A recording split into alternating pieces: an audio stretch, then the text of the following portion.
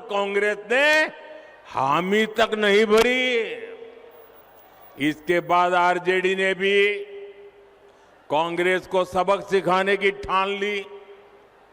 फिर पूरे देश ने देखा है कि कैसे आरजेडी ने बिहार कांग्रेस के अध्यक्ष के खिलाफ ही अपना उम्मीदवार उतार दिया।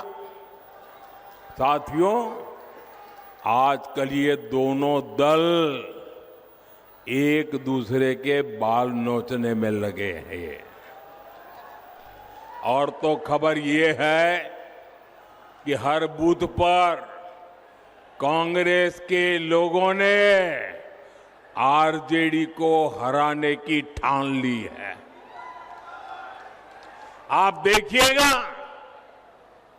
11 तारीख को दूसरे चरण का मतदान खत्म होते ही कांग्रेस आरजेडी एक दूसरे का क्या हाल करते हैं, माथे फोड़ना शुरू कर देंगे।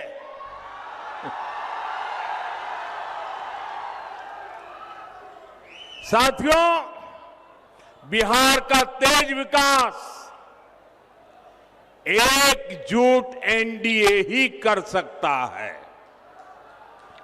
आज बिहार में नीतीश जी का शानदार नेतृत्व है, साथ में हमारे पूर्व मुख्यमंत्री मांझी जी है, उपेंद्र कुशवाहा जी है, मेरे युवा साथी चिराग बाबू है, दिलीप जायसवाल जी है, सम्राट चौधरी है, विजय सिन्हा है। ऐसी एक सशक्त टीम हमारे पास है। एनडीए सबको अवसर देता है, सबको सम्मान देता है, जबकि जंगल राज वालों के लिए सिर्फ और सिर्फ अपना परिवार सबसे ऊपर है।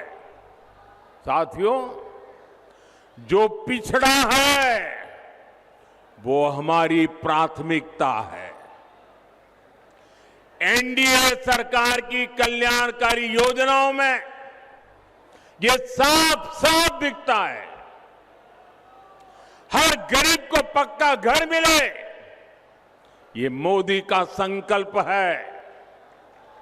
हमारी सरकार ने गरीबों के लिए देश में 4 करोड़ से ज्यादा पक्के घर बनवाए। ये 4 करोड़ घर आंकड़ा छोटा नहीं है। यहां बिहार के भी 60 लाख परिवारों को पक्के घर मिले। ये घर किसको मिले हैं? इन घरों के लाभार्थी गरीब, दलित, महादलित, पिछड़े, अति पिछड़े परिवार के ही लोग हैं। साथियों, नल से जल हो, गैस कनेक्शन हो, शौचालय हो, बिजली कनेक्शन हो, इसका सबसे बड़ा लाभार्थी भी वंचित समाज ही है।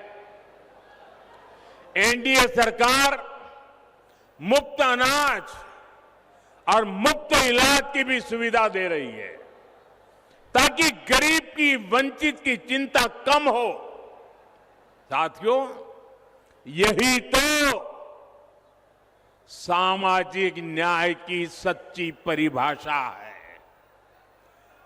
और ये परिभाषा बिहार ने देश को दी थी।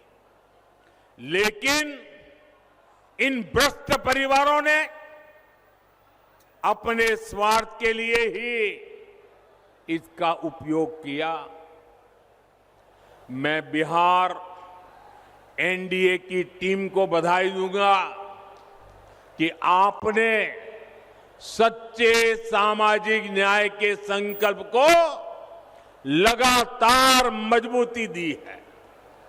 भाइयों और बहनों, मगध की इस धरती ने हर उतार चढ़ाव देखे हैं, मैं यहां के सभी नौजवान साथियों को बहुत सतर्क रहने के लिए कहूंगा।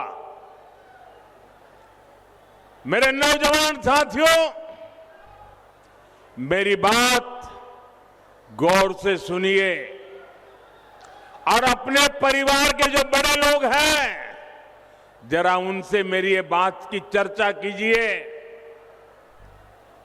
आप सोचिए, जब आपके दादा दादी, आपके नाना नानी ने श्री कृष्ण बाबूजी का दौर देखा था, उस दौरान बिहार नई उम्मीदों, नए भविष्य की तरफ आगे बढ़ रहा था। शिक्षण संस्थान बन रहे थे, छोटी बड़ी मिलें, फैक्ट्रियां लग रही थी, लेकिन अगली पीढ़ी यानी आपके दादा दादी, नाना नानी के बाद वाली पीढ़ी, मतलब कि आपके माता पिता, वो वाली पीढ़ी, और जब आपके माता पिता वाली पीढ़ी उनके जिम्मेवारी का समय आया, तो जो आपके दादा दादी, नाना नानी ने जो देखा था, वो सारे सपने आपके माता पिता के आते आते चूर चूर हो गए, क्योंकि तब बिहार में जंगल राज ने पैर रख दिए थे।